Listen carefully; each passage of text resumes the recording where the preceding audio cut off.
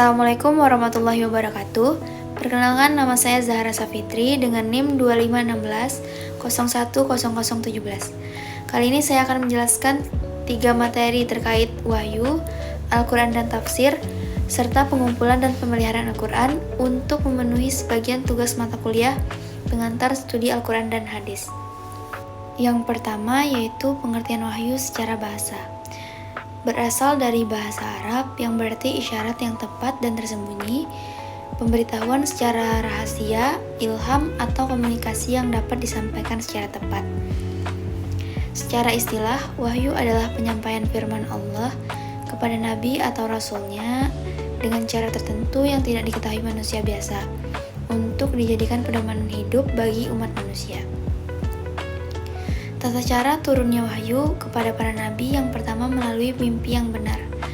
Wahyu dapat datang dalam bentuk mimpi yang disebut dengan ru'ya syadikah. Yang kedua, wahyu langsung ke dalam hati nabi atau yang disebut juga dengan ilham. Nabi Muhammad bersabda bahwa Ruhul Kudus atau Jibril meniupkan wahyu ke dalam hatinya. Yang ketiga, wahyu turun melalui malaikat yang menjelma sebagai manusia. Malaikat Jibril datang kepada Nabi Muhammad dalam rupa seorang laki-laki. Yang keempat, wahyu datang seperti bunyi lonceng. Yang kelima, malaikat menyampaikan wahyu dalam bentuk wujud aslinya. Nabi Muhammad melihat Jibril di Sidratul Muntaha saat peristiwa Isra dan Mi'raj.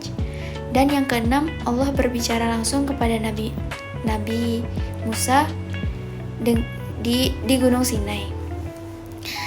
Fungsi wahyu yang pertama sebagai petunjuk hidup, dan yang kedua sebagai sumber hukum agama. Kemudian yang ketiga sebagai pemimpin moral manusia, yang keempat sebagai penjelas tujuan hidup manusia, dan yang kelima sebagai pembeda antara yang benar dan yang salah.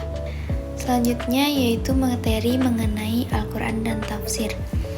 Pengertian Al-Quran secara bahasa berasal dari bahasa Arab, yaitu qara'a yaqra'u Qur'anan, yang berarti bacaan.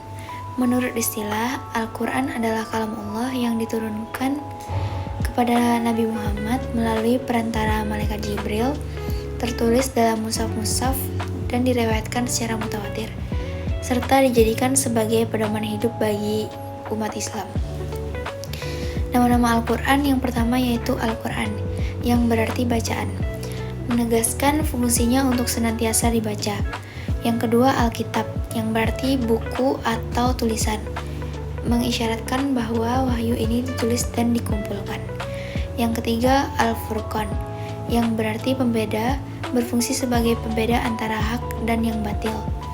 Yang keempat, Az-Zikri, yang berarti peringatan, menjadi pengingat bagi manusia tentang Tuhan, kewajiban, dan hari akhir. Dan yang kelima yaitu Tanzil, yang berarti yang diturunkan, menegaskan bahwa kitab ini benar-benar diturunkan dari Allah dan bukan merupakan karangan manusia. Selanjutnya yaitu sifat-sifat Al-Quran. Yang pertama ada hudan, berarti petunjuk. Yang kedua rahmah, yang berarti rahmat atau kasih sayang. Yang ketiga syifa, yang berarti obat atau penyembuh. Yang keempat mau'izah, yang berarti nasihat atau pelajaran. Dan yang kelima nur, yang berarti cahaya. Lalu pengertian tafsir. Secara bahasa, berasal dari kata fasara yufasiru tafsiran, yang artinya menjelaskan, menyingkap, menerangkan, atau membuka sesuatu yang tertutup. Secara istilah, tafsir adalah ilmu yang digunakan untuk memahami kitab Allah yang diturunkan kepada Nabi Muhammad untuk menjelaskan makna-maknanya, serta mengeluarkan atau mengistinbatkan hukum-hukum dan hikmah-hikmahnya. Selanjutnya yaitu materi mengenai pengumpulan dan pemeliharaan Al-Quran. Pengertian pengumpulan dan pemeliharaan Al-Quran. Pengumpulan Al-Quran adalah proses menghimpun ayat-ayat Al-Quran yang telah diturunkan kepada Nabi Muhammad, baik dalam bentuk hafalan maupun dalam bentuk tulisan, hingga menjadi satu mushaf yang tersusun rapi. Sedangkan pemeliharaan Al-Quran adalah upaya menjaga keaslian, keutuhan, dan kemurnian Al-Quran dari perubahan, penambahan, maupun pengurangan sejak diturunkannya hingga sekarang. Adapun pengumpulan Al-Quran dimulai pada masa Nabi Muhammad SAW. Al-Quran diturunkan dan disimpan di kepala para sahabat dalam bentuk hafalan. Para sahabat telah menghafal Al-Quran secara langsung dari beliau. Kemudian setelah Nabi wafat, kepemimpinan dilanjutkan oleh Abu Bakar As-Siddiq. Saat itu Al-Quran belum dibukukan. Kemudian terjadi perang Yamamah yang menyebabkan banyak penghafal Al-Quran gugur, sehingga didesaklah Abu Bakar untuk mengumpulkan para penghafal Al-Quran. Atas usulan Umar bin Khattab, Abu Bakar As-Siddiq memerintahkan pengumpulan Al-Quran dalam satu mushaf. Tugas ini diberikan kepada sahabat Nabi, yaitu Zaid bin Sabit. Ia mengumpulkan dari hafalan para sahabat.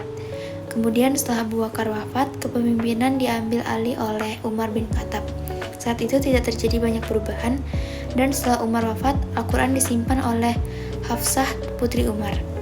Setelah Umar wafat, kepemimpinan dilanjutkan oleh Utsman bin Affan. Terjadi perjuangan besar karena Islam mulai tersebar ke Syam, Iran, Mesir, dan Persia, dan terjadi perbedaan. Kemudian Al-Quran diminta oleh Utsman kepada Hafsah untuk disempurnakan, yang disebut dengan Mushaf Utsmani.